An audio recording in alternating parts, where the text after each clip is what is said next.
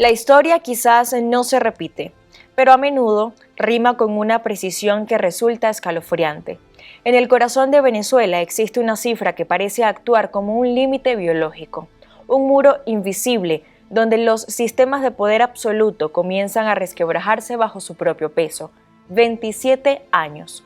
Fue exactamente ese el tiempo que Juan Vicente Gómez, el benemérito, mantuvo al país bajo un puño de hierro que parecía eterno, transformando al Estado en su hacienda personal. Hoy, la llamada Revolución Bolivariana alcanza esa misma frontera temporal, marcando un hito donde el mito fundacional se agota y la estructura se enfrenta a su propia fatiga histórica. A través de un cristal de un siglo de espesor, dos eras separadas por la modernidad se miran fijamente, conectadas por una misma disyuntiva existencial. ¿Qué sucede con un sistema cuando el terror y la fuerza dejan de ser herramientas sostenibles para la permanencia? No se pregunta, más 100 años después hay tortura en Venezuela y escuchando la descripción de lo que están sufriendo hoy las víctimas de la tortura en el país, los presos políticos y sus familias, muchos concluían: nada ha cambiado, la crueldad es la misma. Para entender el peso de este ciclo,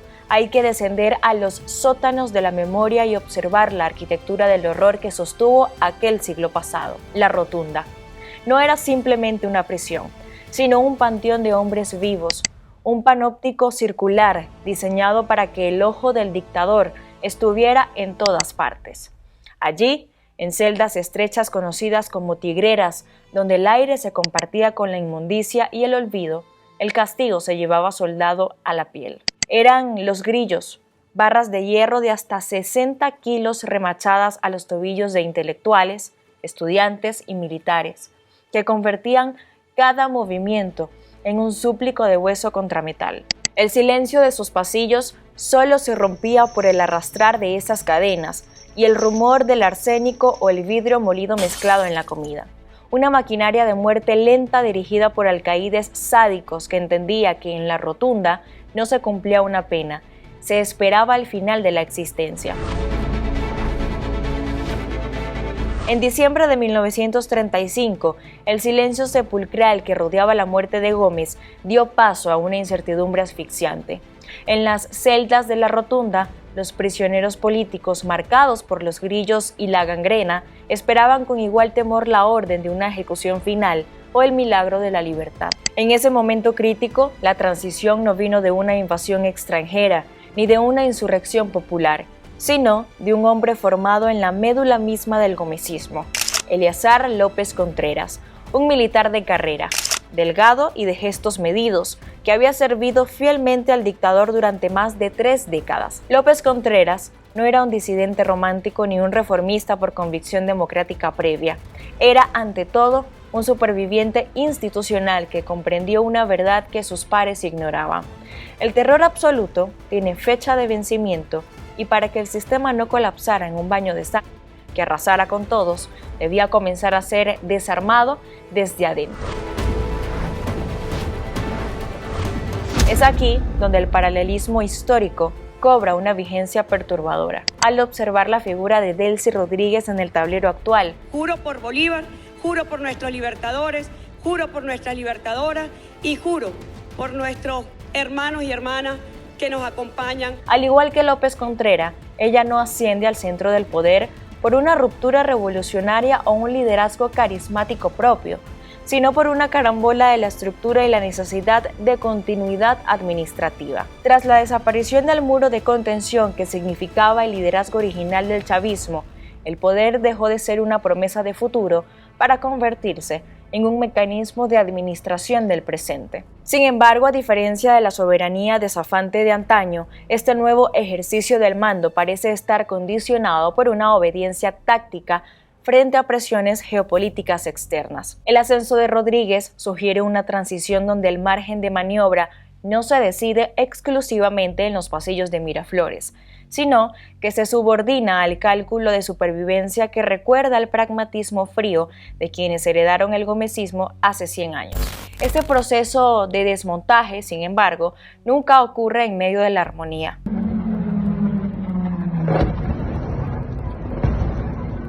Desmantelar una dictadura desde sus propias entrañas es un acto que muchos dentro del régimen califican como la máxima traición. En 1936, los gomecistas de línea dura, generales regionales, carceleros y beneficiarios del terror odiaban profundamente las reformas de López Contreras, viéndolo como un traidor que al abrir las cárceles y permitir el regreso de los exiliados, despojaba de sentido a todo el aparato represivo que los mantenía poderosos. Hoy, el murmullo interno es idéntico. Existe un rechazo latente entre los burócratas del control y los administradores de feudos institucionales, figuras que hoy custodian estructuras como el helicoide, ese otro coloso de concreto que hoy hereda el simbolismo del encierro político. Para los operadores del miedo, cualquier vaciado de celdas no es un acto de justicia, sino una amenaza existencial que los deja expuestos ante la historia. Frente al clamor popular que exige justicia inmediata y cortar todas las cabezas de los operadores del sistema, la historia de Venezuela ofrece una lección cínica pero pragmática. Se mencionan hoy nombres de ministros, jueces y generales con la misma intensidad con la que antaño se maldecía a los verdugos de Gómez, pero el tiempo es un filtro implacable que tiende a sepultar a los personajes secundarios. Nadie recuerda hoy al nombre de aquel personaje que remachaba los grillos en la rotunda, ni quiénes fueron los oscuros burócratas que administraban el miedo cotidiano hace un siglo. Sus identidades se disolvieron mientras el pueblo, en un acto de exorcismo colectivo, demolía piedra por piedra la prisión tras la salida de los últimos presos. Las transiciones inteligentes no se ganan mediante una decapitación masiva que prolongue el conflicto, sino mediante la capacidad de entender cuándo el aparato represivo debe ser sacrificado para permitir que la nación respire de nuevo. Hoy Venezuela se encuentra nuevamente frente a la cifra fatal de los 27 años, con el helicoide convertido en el espejo contemporáneo de la rotunda, esperando su propio vaciado. No sabemos si el sistema actual intentará desafiar las leyes de la gravedad histórica una vez más, o si finalmente la estructura interna terminará por ceder ante la necesidad de su propio desmontaje para evitar un colapso total. Lo que es innegable es que el poder ya no busca transformar la sociedad, sino simplemente administrar su retirada.